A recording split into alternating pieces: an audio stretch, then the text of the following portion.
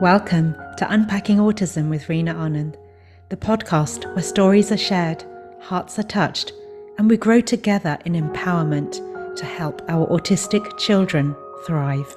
Hi everyone, thanks for tuning into today's podcast. I've got a real treat for you.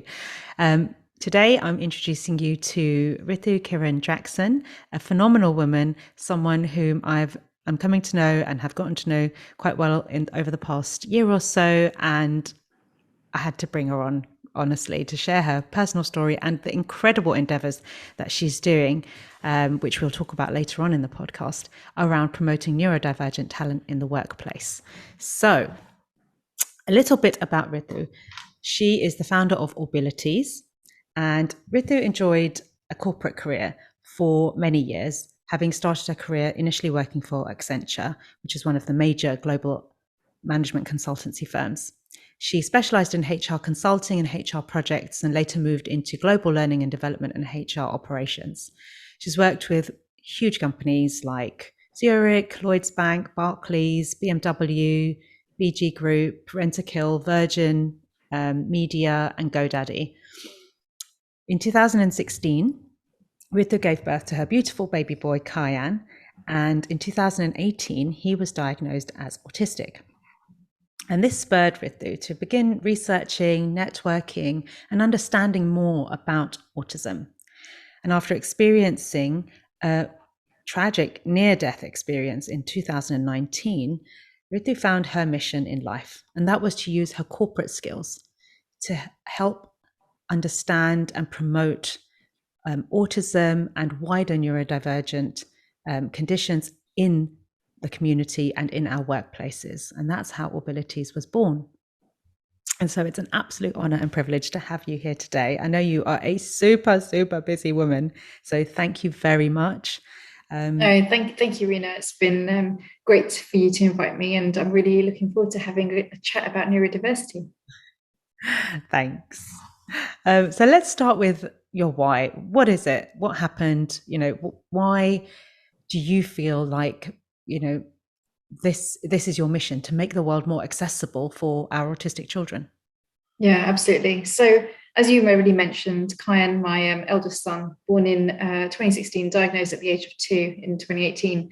And at that point, I really didn't know much about autism, as I think many parents face, because unless you've got a neurodivergent child, I mean, why else would you know about it? Or unless you have a connection to it through another family member. So I started doing a lot more research and understanding the statistics that are out there, the opportunities, the challenges that autistic people face. And actually, I realized in reading a lot of that information, it's a pretty poor picture in almost every aspect of life, whether we talk about schooling, whether we talk about, other types of education, mental health, the workplace, even the criminal justice system, right? It was pretty poor statistics. And so it got me thinking, I want to make a change here. How do I take everything that I've learned in my experience in the corporate world and help the neurodivergent community, right, which obviously includes autistic people? Because ultimately, my son, he's now 6, but he's going to grow up in this world, and at one point, hopefully, he'll be independent enough to find his own job. But actually, what do those job opportunities look like? Not just in terms of him going to find a job, but going through the interview process and then retaining the job, having the right support mechanisms in place.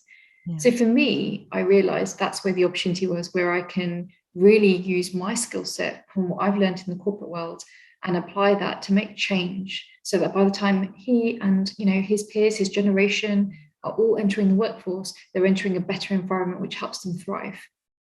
Yeah, that's amazing. And they grow so fast, it won't absolutely. be long, before they're in, hopefully, pursuing their whether academic or non-academic paths, but to create a world where they feel like they belong. That's it. And there's a lot of work to be done, and I'm sure this is not going to be an easy or short-term endeavor. It's going to be decades until we get to that place, because if you think about it, the world's always been designed for neurotypical people, right? And now we've got the highest increase of diagnosis rates of neurodivergent people, and that's what we're finding, that not all of them, but a large proportion of them are struggling to live and work in a world that isn't designed for them. Yeah, absolutely. And I think we'll touch on that as we go on about actually just getting your foot in the door, however well suited you might be for the job, but just getting your foot in the door, because of the processes that people have to go to mean that so many neurodivergent people don't get the opportunities that they ought to, based on their skills and abilities. So tell me a bit about so how did you feel when you got Kyan's diagnosis? He was your eldest. I mean, like me, when I had Evie, it didn't occur to me that he was autistic. I put it down to being a boy, being the first child, being the only grandchild on on both sides of the family. And I'd always rationalize his behavior and his outbursts, but because I had nothing else to compare it to. I'm also one of the eldest in terms of who got married and had children. So I didn't even have people around me or a peer group who had children that I could kind of use as a sounding board. What prompted you to get, to pursue a diagnosis, and how did you feel when you got it? Yeah, so it's interesting. Your story is not too dissimilar from mine. I'm not the eldest, but I was the first to have a child amongst my immediate family. And once we had Kyan, we obviously enjoyed maternity leave and enjoyed bringing him up. But actually, because we didn't really have much exposure to other children, so we didn't know what neurotypical behaviors or milestones look like, we didn't really recognize that he was neurodivergent, right? So the first, I guess, clues when I look back in retrospect now is that, every child who's born, every baby that's born has certain milestones that they're supposed to achieve. By 6 months do this, by 18 months do this. Kyan achieved those milestones, but he always did it right at the end, like literally the last day or the last week of that milestone. So we just thought, that's okay, that's just him, but he's actually still achieving the milestone. So we didn't see any issue. And it was, we put him into full-time nursery because obviously I was a full-time working parent, as was my husband. So we put him into full-time nursery. And as time went on, actually, the nursery would say to us at pickup time, you've still got your health advisor. And we're like, yeah, every child in the UK has a health advisor up to a certain age. And we said, yeah, we've still got the health advisor. We've still got the contact details. Oh, we really think maybe you want to go and just do a routine check with Kyan, with your health advisor. And they said this a few times and they wouldn't let it go. And so my husband and I were like, why are they kind of pushing us this direction? Now, they're not medical practitioners in any way. So they could not ever say, well, we think he could be neurodivergent. And they weren't comfortable saying that. So the best thing that they took as part of their responsibility, because they see children every day, they have classrooms of children, they know what neurotypical children milestones look like, and they can see where Kyan is. So they encouraged us to do that. And at that point, we still had no idea really why they're encouraging us to do that. So we took him to the health advisor, and she did some routine checks and tests and things. And she said to us, actually, he could be autistic. But in order to confirm that, we need to have a series of experts to come and evaluate him. So, an educational psychologist, and we had, I think, a pediatrician, and we had a few others to come and evaluate him. Yeah.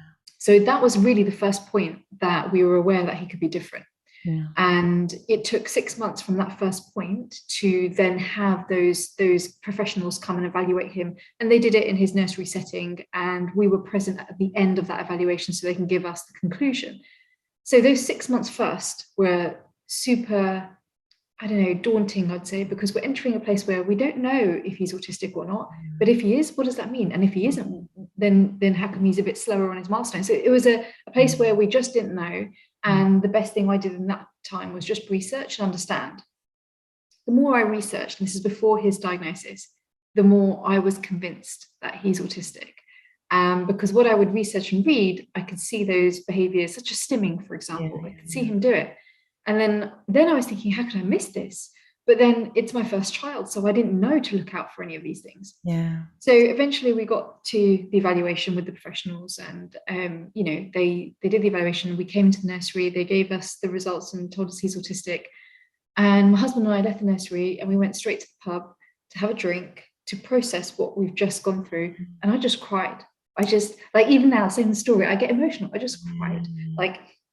It's hard. It's hard as a parent to hear that about your child, and it's not that it's a negative thing. And I've learned that through the process of, starting up and setting up Aubilities and meeting more neurodivergent people. It's not the end of the world, but you process that information, you have expectations on your child, especially coming from a minority community. You already have expectations on your child, and it's processing what that means for him, what that means for you, as you're still a parent, but you're also a carer role now. And also what happens to those expectations that you had, right? You have those expectations even before he's born, even before you're pregnant. You know you're going to have a child, and you have these expectations of that child based on your background. So for me, it was a very arduous, long processing. I'd say it took multi-years, right? Because although I had accepted that he's autistic, what I was processing is what that actually meant for me, for him, for my family. And while I was processing that, I asked my immediate family not to disclose that to anybody, not to my wider family or anyone else, because I needed the time to understand it before anyone else gets involved. Yeah, I completely hear you. I think, a lot of the work and a lot of the parents I speak to struggle, especially at the very beginning, because the child that they have is different to the one that they thought they'd have.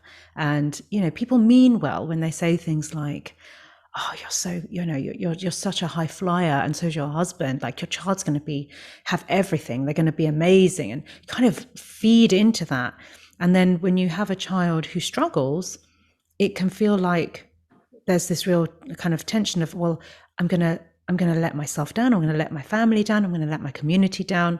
And we don't even realize the burden that we're carrying within us. Even as we're going through that, we don't understand sometimes until we actually consciously step back and think, well, hang on, why is this impacting me in this way? Why am I finding it so hard to accept that they're different? And often it's not actually about the child. It's about our own cultural conditioning. Yeah, I think you're absolutely right. Growing up myself as an Indian girl, and one of the first generations in my family to go off to university, there's a lot of pressure that I grew up with, that you must do well at school, you must have good grades, and then you must go off to university. And not only do you go off to university, but you must do a subject that means you can get a good job after. You can't do a fluffy subject, in other words, right? Yes. And when you have that ingrained in you as you're growing up, that is where your thinking is. So when you think you're going to have a child, you think, oh, well, I see where my parents are coming from now. They want the best for me. I'm going to instill the same values in my child. And actually, what was happening while I was processing Kian's autism was I had to break down all those values and those notions. I went to the University of Oxford, for example, right, as a postgraduate. And I'm thinking, oh, it taught me so much there. That's where I want him to go, and all of those things. That's just one example, but all of those types of expectations that I placed on him and myself, I had to completely break them down. And much of the process, as you say, isn't really about accepting his autism. It's about understanding what pressure you'd put on yourself, what expectations you put on yourself, and now starting to take those away, because it doesn't mean he can't get there. Maybe he can, right? But it means we don't know, and we don't know what the journey is. We don't know what the path is, and there is a possibility he can't get there. And of course, you can have that with neurotypical children too. You can have all these grand plans, and it doesn't mean a neurotypical child will get where you want them to be. But I think the difference is when you realize it's a neurological challenge, it is, you approach it in a completely different way. And for me, I think that was the biggest learning, right? Like, okay, we're breaking down all these expectations that I had for him, but now how do I approach him? How do I guide him? How do I make sure he does okay in life? There's no rule book. There's no manual. No. Not for children generally, nor for autistic children. So, and it's a tough gig. Yeah, I completely hear you, and I think it's sometimes it's exactly as my experience really echoes yours in the whole what subjects you do and why you do them. And I found often that our definition of successes can be quite narrow, so that we see anything that's not on that linear path of higher education, degree, potentially multiple degrees, very high paying job. Anything that doesn't fit that mold is not deemed successful, and so therefore not deemed of respect, of worth, and all of that. And then we can sometimes internalize that, and we end up projecting that on our children. So I think, for you to have accomplished all of that, thinking and consciousness on your own, I think it shows that you're a super highly evolved being, actually, because I'm still on that journey, and I'm constantly like, did I say it that way?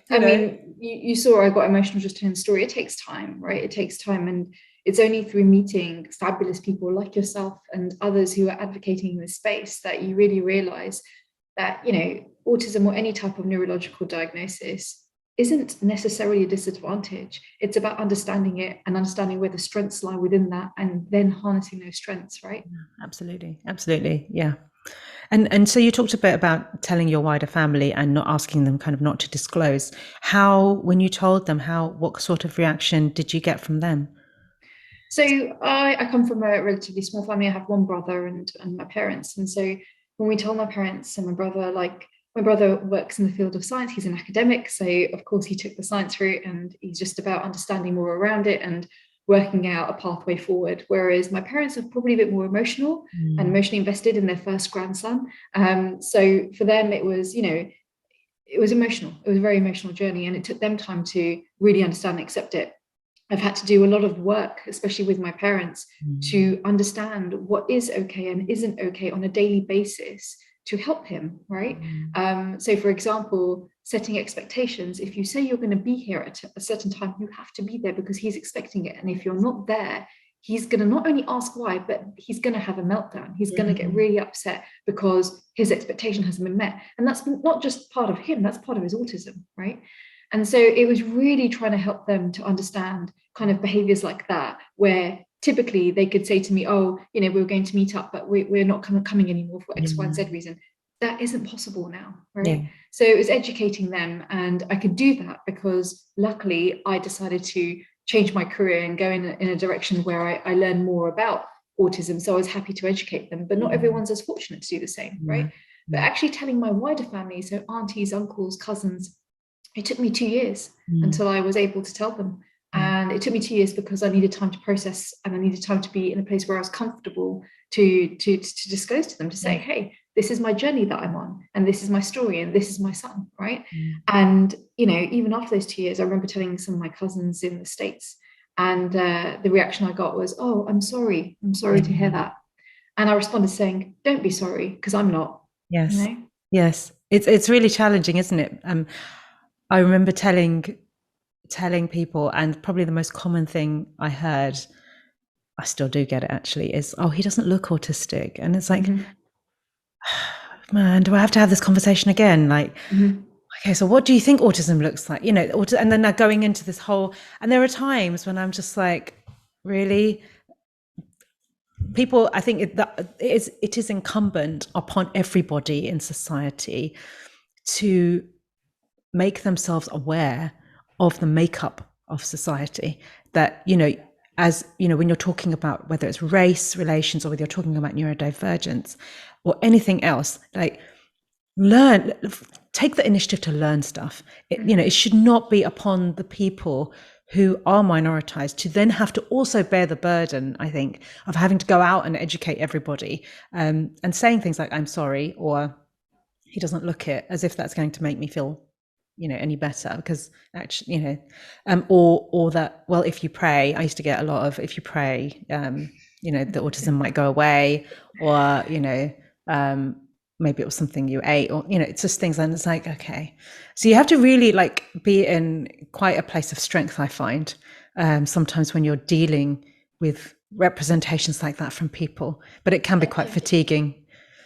I totally agree. I think that the biggest challenge with coming from an ethnic minority background is people just aren't educated, right? If you look at some of the most successful people in the world who've done really well in terms of either fame or either money or both, many of them are autistic, right?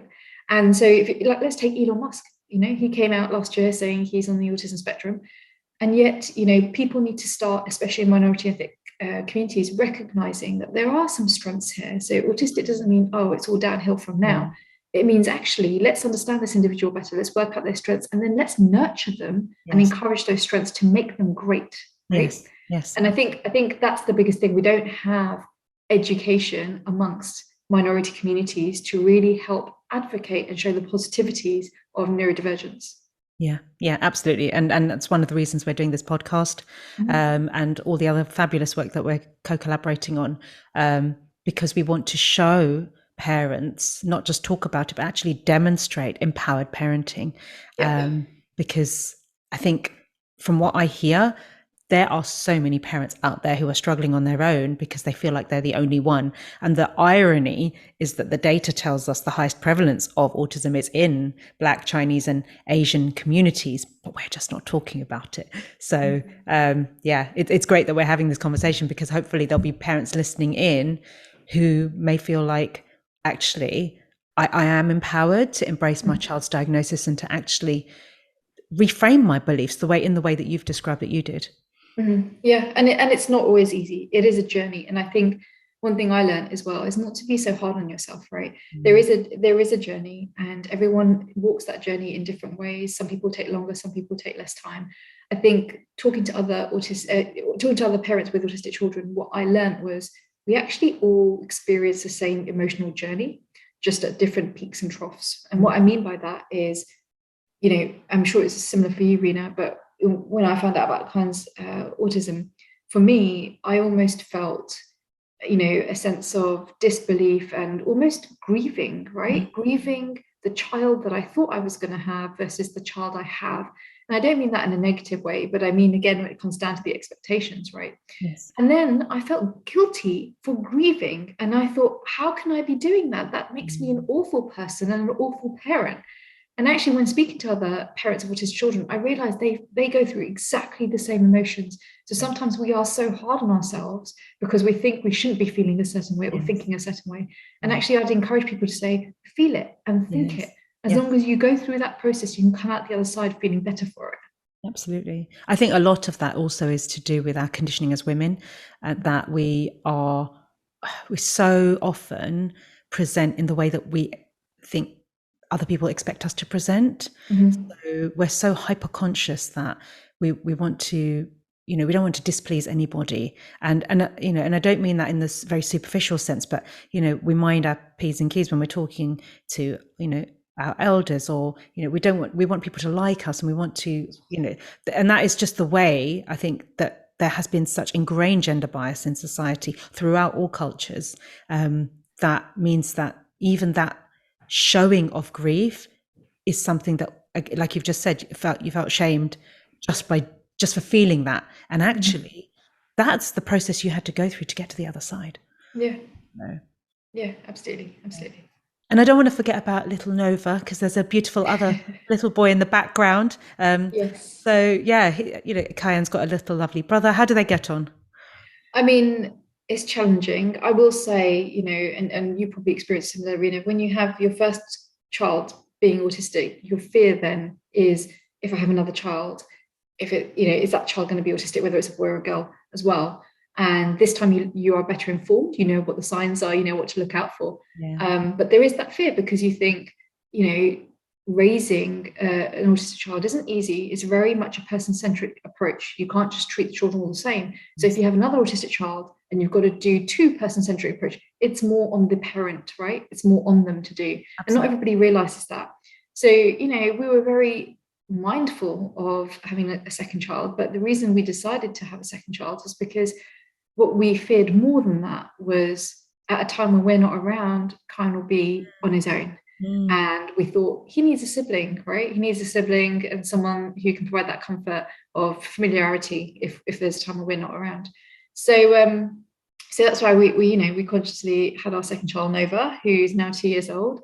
And it's beautiful seeing their relationship evolve. It's very different, I think, from having two neurotypical children, because you'll often find Nova will copy some of Kyan's behaviors and vice versa. Kyan will copy some of Nova's, but there are things that trigger Kyan that Nova is not familiar with, that's a trigger point because of autism. So Nova will do something and it will trigger Kyan, but Nova's not familiar with autism or what that means because he's too young. So he will keep doing it and it will keep triggering Kyan, no matter how many times we tell Nova to not do it. So it is challenging. And, I'm probably going to say something a little bit controversial here, but I actually find it slightly easier in some respects raising my neurodivergent child than my neurotypical child, because Kyan loves rules.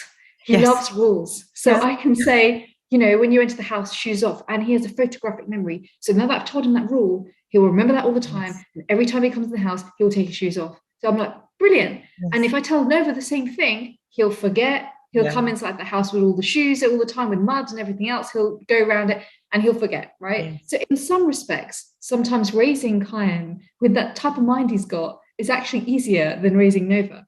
In other respects, obviously, it's more challenging. Yeah, I completely echo that. Absolutely. Anything rule-based, Evie's there. He's with me. If anything, he reminds me of the rules.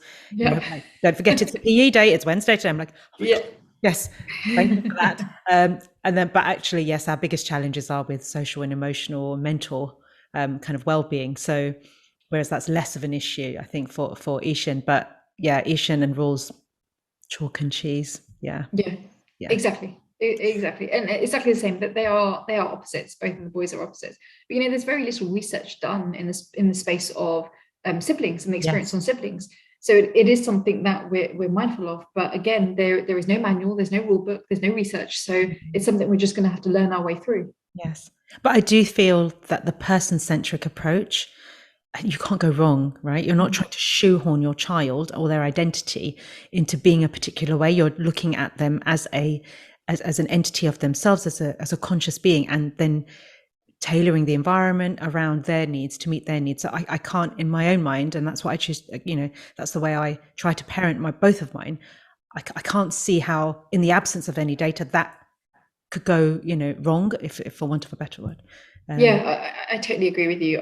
I think that we are now evolving to a place where that's the same approach we should be taking in the workplace as well, right? Yes, absolutely. And that is a beautiful segue into Aubilities. Tell me a bit about Aubilities. Yeah, absolutely. So Aubilities stands for all abilities, because that's what we're really focused on, right? We focus on neurodiversity. So that's a range of conditions. Obviously, we spent a lot of time talking about autism, but we know there's other conditions like ADHD, dyslexia, dyspraxia, dysgraphia, et cetera, et cetera. And, in one sentence, I guess our vision is to help organizations become more neuro-inclusive, so that people who are neurodivergent, who are already in workforces, feel more supported and feel accepted, right? Absolutely. And what would you say are like the most typical challenges that neurodivergent people face when trying to enter the workforce? Yeah, so there's several, but if I maybe mention a couple of the highlights, the big one that everyone talks about is the recruitment process, right? It's a big barrier because most recruitment processes involve interviews where you sit in front of someone, they'll ask you a series of questions and you can answer them, and you usually answer them, off the cuff, on the fly, based on your experience, and you can recall those. Whereas neurodivergent people, they can struggle with that. Interviews are very much measuring social aptitude and ability, right? How socially can you converse with this person, right? Yes. And B, not everyone can, off the cuff recall memories or experiences. Some people require more time. And then C, people often find that if they disclose ahead of the interview when they're applying for a job, they think perhaps I won't get the job based on the fact that I've disclosed. So, and because there is still stigma and there's still judgment, right? So one area is the recruitment process and how that needs to evolve and change and adapt so that we can make it more neuro-inclusive. Another great example is buildings and organizations, right? How do we make buildings and organizations a more neuro-inclusive environment, right? So it's about when you walk into an office building or even like a retail outlet, anything, how do you make sure the design of that place really appeals to neurodivergent people? Because at the moment, the world is designed for neurotypical. You will know this, but a key example is a supermarket and how that can be just a lot for a person who is on the spectrum or any type of neurodivergence because of the lighting, the smells, the colors, the noises, everything. So how do we change that experience where actually neurodivergent people can easily shop in a supermarket, but also the design appeals nicely to neurotypicals, right? Yeah. There's just a couple. I mean, there's lots more, but they're probably the most prevalent ones. Amazing. And something I've heard, and tell me if you agree with this, that most changes or adaptations we can make in the workplace actually wouldn't just benefit neurodivergent employees, but would benefit all employees. Yeah, that's absolutely true. Think about it. Like I was saying, the world is designed for neurotypicals in mind, and neurodivergent people struggle with a lot of those things. Whereas if we use universal design and design with neurodivergent people in mind, Mm. neurotypical people wouldn't necessarily struggle with that design. So actually, you've now designed and created space for everybody rather than a neurotypical space that you're trying to get neurodivergent people to fit in. You know, I spoke to a retail outlet this morning on a client call, and they mentioned how they're thinking about opening up a quiet hour in their retail stores for neurodivergent individuals. Mm. And I said, well, that's great, but it doesn't really make you inclusive. And they said, why? We'll dim down the lights, we'll put the music off. I was like, that's just two aspects. There's many other aspects that can make a place more neuro-inclusive. How about you don't do a quiet hour and you just design the store to be neuro-inclusive? And that way, and leave it like that on all your opening hours. And that way, neurotypical people can still walk in and neurodivergent people can walk in at any time too. Mm. And they said, okay, we hadn't thought about that. So they're going to go and think about that. But it's those kind of things, you know, there's a great bank, UK bank, who have done this very thing with one of their offices up in Scotland. They've made the entire design neuro-inclusive and they've had such great feedback. They're now going to be rolling it out to other sites, right? And that is what we need to move towards. Yeah, absolutely. I think I completely agree, because I think I understand people's intention in trying to have this quiet hour and things like that, but you're still like facilitating, perpetuating the otherness of you're creating this barrier of, well, this time is for you and the rest of the time is for everyone else. And actually, the more we can break down those barriers, it would, you know, then people don't have to feel that there's segregation. Yeah, I totally agree. And this is, you know, we're talking about the workplace because obviously that's what Aubilities focus on. But this isn't just for the workplace. You know, I'll give another example. Last year, you know, after we came out of COVID, I was looking to celebrate Colin's birthday. I looked up bowling venues. No, too noisy, too loud, too colourful. I looked up soft play. Nope, too noisy, too loud, too colourful. I looked up a multitude of venues. Some of them did offer a time for, you know, send children, special education needs children. But the times were a Friday evening at 8 p.m. Well, I'm sorry, Klein's in bed at that time. That's not going to, you know. So what I quickly noticed was it seems to be a tick box exercise that, okay, we'll offer this, but we'll offer it at a time that's unsociable, or our business isn't going to really, you know, generate a lot of money. So we'll offer it at that time. Okay, well, that's not really helping the cause, right? And so what we ended up doing was we just built our own building in our garden and made that a sensory space for Klein and invited all his autistic friends, and they had a great time. And, you know, every parent doesn't have the facilities to do that. Or, you know, and we need to get to a place where we are thinking differently about design and we're thinking differently about process. So we're including, like you said, including neurodivergent people. So there isn't this otherness or, okay, this is an allocation for you. Actually, it's for everybody. Yeah, absolutely. I think that's amazing. It's phenomenal that you have actually literally built your own space. I mean, it's, well, what can I say? You know, at the end of the day, every child deserves a birthday that makes them comfortable. Yeah, absolutely. Yeah, totally. Where they, you know, and that's the acid test, isn't it, for true inclusion in the workplace and in society. If you can feel like you belong in that space, you can say you've accomplished inclusion. Yeah, absolutely. Amazing. Oh, well done. And so, you know, as well as the recruitment side, it's just really just to say, I know that you do a mammoth load of training as well that you're developing to help workplaces first understand what, you know, how they can support their neurodivergent employees, but also to actually educate them on all the different types of neurodiversities. That's it. So, you know, what we realized in all the research and all the client conversations that we have is this is a movement that's just starting in the workplace, right? And a lot of people are still unsure of the correct terminology, unsure of the different types of conditions, or at least the most common ones, and really unaware of, you know, if they have neurodiverse colleagues, because of course, unless people disclose, you won't know because it's a hidden disability or disabilities. So we do a lot of training, classroom training, virtual training, and digital training as well, digital content, to help educate the workforce, because it starts with that. When everybody's got a foundational knowledge on neurodiversity, then we can progress to, okay, now how do we make some change? How do we make things more inclusive? But it starts with that foundational knowledge. Amazing. Well done. And I know you're going to do amazing things, and you are doing amazing things, and it will continue to grow from strength to strength because it's powered by your passion, and it's so needed.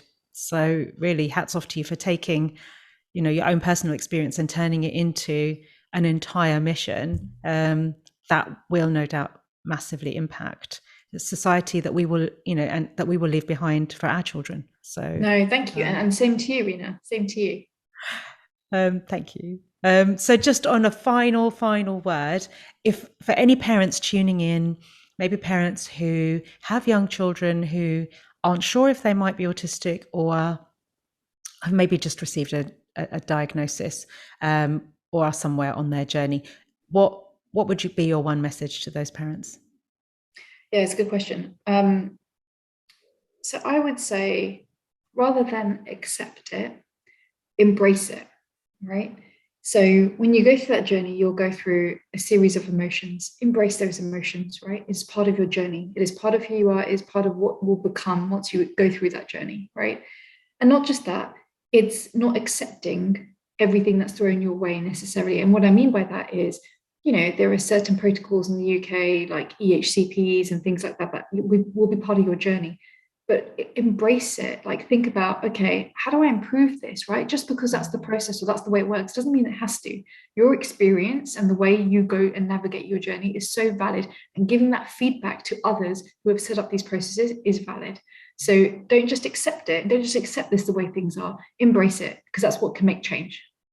Absolutely. Amazing. And we hadn't obviously talked about this at all, but that's basically the mission, right? To embrace autism and to enable parents to feel empowered, because when you do that, that's the space you can operate from, and it's so much more powerful.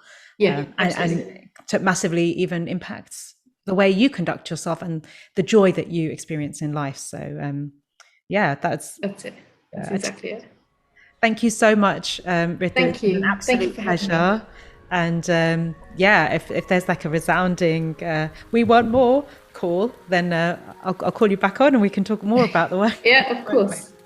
Of course. Thanks very much. You've been listening to Unpacking Autism with Rina Anand. Podcast artwork by Creative Stripes. Editing by Adam Jones Lloyd. And music by autistic musician Paul McGowan.